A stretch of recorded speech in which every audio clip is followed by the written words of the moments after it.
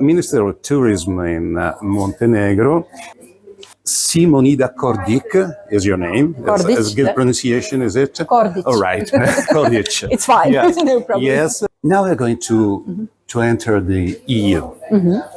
What do you think will be changing after entering EU for tourism? I mean, new opportunities, of course, but also new rules that you have to apply. Well, in terms of the new rules, we are already way on the way of applying them. Actually, the whole period, pre-accession period, was dedicated to aligning our legislation with the EU legislation. So even now, we actually, in terms of tourism, are fully aligned with EU legislation. Obviously, it's not just legislation regarding tourism that affects the flow of the industry, but even in all other areas, by the end of this year, we are expected to be fully aligned with the EU standards. Also, Montenegro is a country that uses euro as a national currency, as an official currency. So there should be no unknowns there as well. And actually it eases the flow of the exchange of goods and services, etc. So in that sense, I do not expect any substantial surprises. Quite to the contrary, we are already operating under these set of rules and under these conditions. Many Italians are surprised when they know that here the official currency is euro. Many Italians do not know Montenegro. Many Italians do not know where Montenegro is.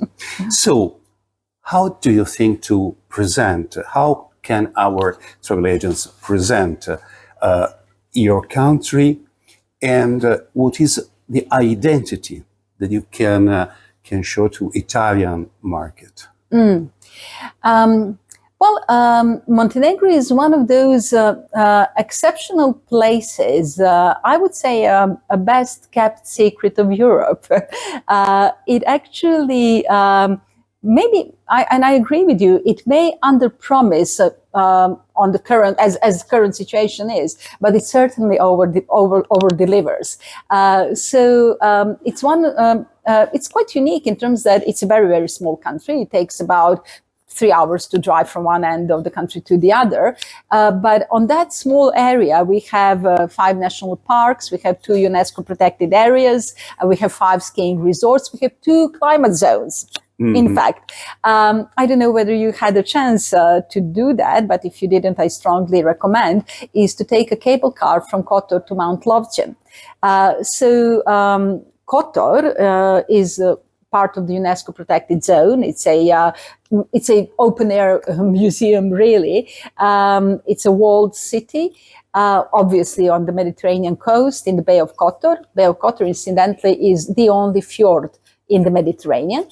And then within 10 or 15 minutes ride on the cable car, straight up to 2,000 meters or nearly 1,600 meters on Mount Lovćen, you're traveling from Mediterranean climate, Mediterranean environment. In 10 minutes, you are up in the mountains in continental climate. So these contrasting factors within a small space and even within small span of time are quite unique for Montenegro. Let me add just one more example. You've been and seen one of our skiing resorts in Kolašin, Mount Bjelasica. So when you go and ski there in the morning, say, I don't know, February, and drive for an hour and a half, so in an hour and a half from skiing in the afternoon, you can be on the Mediterranean coast sipping your, I don't know, Aperol Spritz or something lovely like that. Yeah, our lifestyle, of course. But you already have a lot of tourism. We've seen it's not just high season, but almost. And we've seen that a lot of investments. But what are the countries where the most part of tourists come from? We know Russians, we know are going to begin Chinese tourists and Far East and Middle East, but all these tourists have different needs.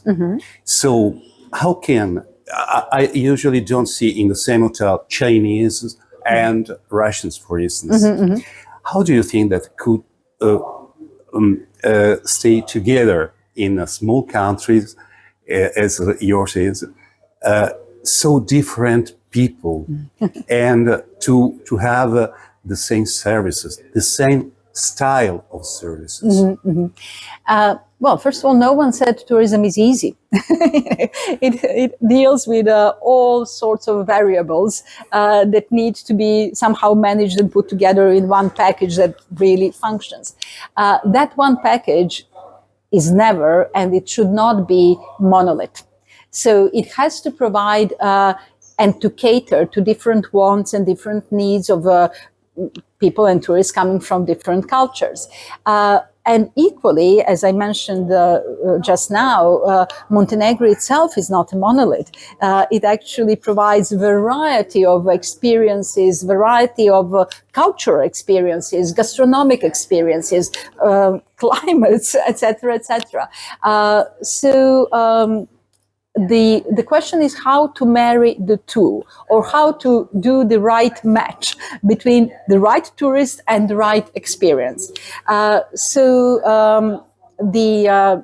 best option is obviously to be as transparent as possible, to be as accessible as possible, and in the end to let the tourists choose. This is what we have.